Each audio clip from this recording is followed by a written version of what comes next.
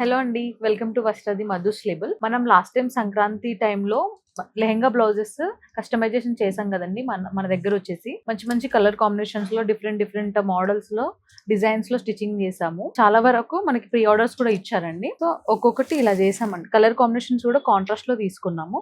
And different blouse designs కూడా ఒక్కొక్క దానికి ఒక్కొక్క లాగా ఇచ్చాము. అండ్ లాస్ట్ టైం మనకి ఈ కలర్స్ ఏమీ అవైలబుల్ లేవు. ఇప్పుడు ఆరెంజ్ ఇవి కొత్తగా యాడ్ అయ్యాయండి ఈ కలర్స్ కూడా.